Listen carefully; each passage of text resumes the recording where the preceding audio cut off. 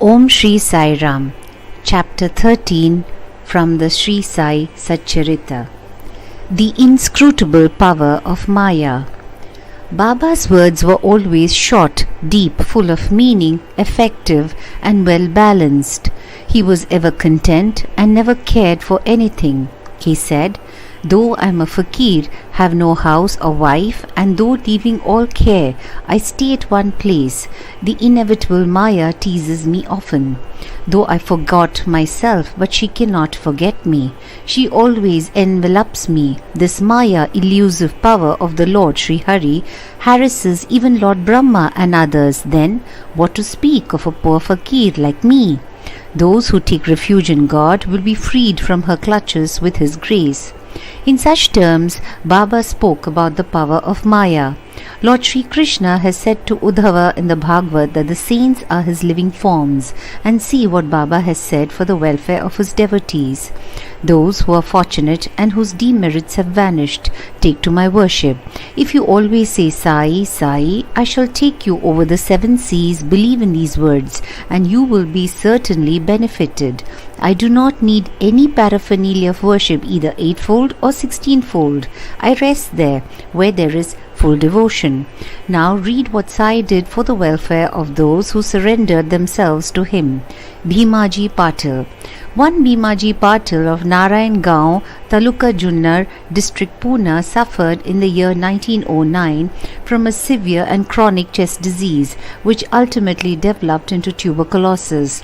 He tried all sorts of pathies, remedies, but to no effect.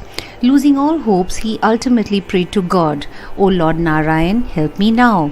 It is a well-known fact that when our circumstances are well, we do not remember God, but when calamities and adversities overtake us, we are reminded of Him. So, Bhimaji now turned to God. It occurred to him that he should consult Mr. Nana Sahib Chandorkar, a great devotee of Baba, in this respect. So, he wrote to him a letter, giving all details of his malady and asking for his opinion. In reply, Mr. Nana Sahib wrote to him that there was only one remedy left, and that was to take recourse to Baba's feet. Relying on Mr. Nana Sahib's advice, he made preparations for going to Shirdi. He was brought to Shirdi and taken to the masjid and placed before Baba. Mr. Nana Sahib and Shama Madhavrao Deshpande were present there. Baba pointed out that the disease was due to the previous evil karma and was not disposed to interfere, but the patient cried out in despair that he was helpless and sought refuge in him, as he was his last hope, and prayed for mercy. Baba's heart melted and he said, "Stay, cast off your anxiety, your sufferings have come to an end." However oppressed and troubled one may be, as soon as he steps in the masjid, he is on the pathway to happiness. The fakir here is very kind, and he will cure the disease and protect all with love and kindness. The patient used to vomit blood every 5 minutes, but there was no vomiting in the presence of Baba. From the time Baba uttered the words of mercy, the malady took a favorable turn. Baba asked him to stay in Bhima Bhai's house, which was not a convenient and fit place, but Baba's order had to be obeyed. While he was staying there, Baba cured him by 2 dreams. In the first dream, he saw himself as a boy suffering the severe pain of a flogging, which he received for not reciting his poetry lesson before his class master. In the second dream, someone caused him intense pain by rolling a stone up and down over his chest. With the pain thus suffered in dream, his cure was complete, and he went home. He then often came to Shirdi, gratefully remembering what Baba did for him, and prostrated before him. Baba also did not expect anything from devotees but remembrance, unswerving faith and devotion. People in Maharashtra always celebrate Satyanarayan Puja in their homes every fortnight or month. But it was this Bhimaji Patil who started a new Sai Satyavrata Puja instead of Satyanarayan Vrata Puja in his house when he returned to his village. Bala Ganpat Shimpi. Another devotee of Baba by name Bala Ganpat Shimpi suffered much from a malignant type of malaria. He tried all sorts of medicines and decoctions, but in vain. The fever did not abate a jot, and so he ran to Shirdi and fell at Baba's feet. Baba gave him a strange recipe. In this case as follows: give a black dog some morsels of rice mixed with curd in front of the Lakshmi temple. Bala did not know how to execute this recipe, but no sooner he went home than he found rice and curd. After mixing them together, he brought the mixture near the Lakshmi temple, where he found a black dog waving its tail. He placed the curd and rice before the dog. The dog ate it, and strange to say, Bala got rid of his malaria. Bapu Sahib Bhuti. Shriman Bapu Sahib Bhuti suffered once from dysentery and vomiting. His cupboard was full of patent drugs and medicines, but none of them had any effect. Bapu Sahib got very weak on account of purgings and vomitings, and therefore was not able to go to the masjid for Baba's darshan. Baba then sent for him and made him sit before him and said, "Now take care, you should not purge any more," and gestured with his index finger. The vomiting must also stop. Now look at the power of Baba's words. Both the maladies disappeared and Bhuti felt well. On another occasion he had an attack of cholera and suffered from severe thirst. Dr. Pillai tried all sorts of remedies but could give him no relief. Then he went to Baba and consulted him as to what to drink that would allay his thirst and cure the disease. Baba prescribed an infusion of almonds, walnuts, pistachio, a kind of dry fruit boiled in sugared milk.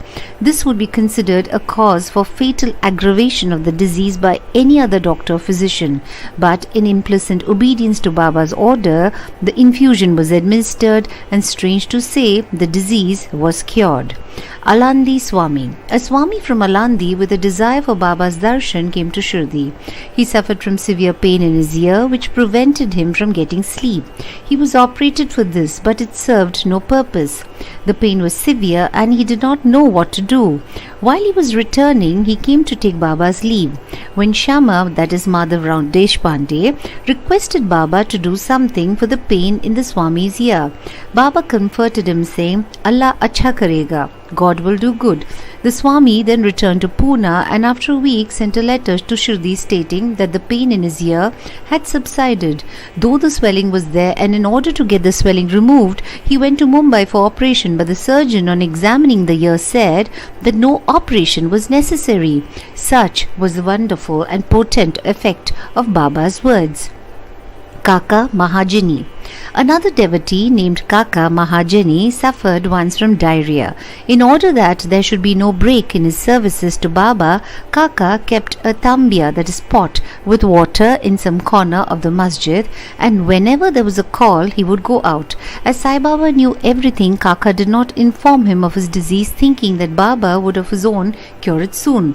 The work of constructing the pavement in front of the masjid was permitted by Baba, but when the actual work began, Baba got wild and shouted out loudly. Everybody ran away, and as Kaka was also doing the same, Baba caught hold of him and made him sit there. In the confusion that followed, somebody left a small pouch of groundnuts there. Baba took a handful of groundnuts, rubbed them in his hands, blew away the skins, and gave the clean nuts to Kaka and made him eat them. Scolding and cleaning the nuts and making Kaka eat them went on simultaneously. Baba himself ate some of them. Then when the nuts were finished, Baba asked him to fetch water as he felt thirsty. Kaka brought a pitcher full of water. Then Baba drank some water and made Kaka also drink it. Baba declared, "Now your diarrhea has stopped and you may attend to the work of the pavement." In the meanwhile, other people who had run away returned and started the work, and Kaka, whose motions had stopped, also joined them. Are groundnuts medicine for diarrhea? According to current medical opinion, groundnuts would aggravate the disease and not cure it. The true medicine in this, as in other cases, was Baba's word. Dattopant of Harda. A gentleman from Harda by name Dattopant suffered from stomachache for about 14 years. None of the remedies gave him any relief. Then on hearing Baba's fame that he cures diseases by sight, he ran to Shirdi and fell at Baba's feet. Baba looked at him kindly and gave him blessings. When Baba placed his hand on his head and gave him udi with blessings, he felt relieved, and there was no further trouble about the malady. Towards the end of this chapter, 3 cases are cited in footnotes. First, Madhav Rao Deshpande suffered from piles. Baba gave him decoction of Sonamukhi senna pods. This relieved him. Then after 2 years the trouble reoccurred and Madhav Rao took the same decoction without consulting Baba. The result was that the disease aggravated, but later on it was cured by Baba's grace. Second, Kaka Mahajani's elder brother Gangadhar Pant suffered for many years from stomach pain. Hearing Baba's fame, he came to Shirdi and requested Baba to cure him. Baba touched his belly and said, "God will cure." From that time there was no stomach pain and he was completely cured. Third, Nana Sahib Chandorkar also once suffered from acute stomach pain. He was restless the whole day and night. Doctors administered injections which produced no effect. Then he approached Baba, who told him to eat barfi mixed with ghee. This recipe gave him complete relief. All these stories show that the real medicine that cured the various diseases permanently was Baba's word and grace and not any medicines or drugs. Bow to Shri Sai, peace be to all. Samastha Lokah Sukhino Bhavantu. Samastha Lokah Sukhino Bhavantu. Samastha Lokah Sukhino Bhavantu. Om Shanti Shanti Shanti.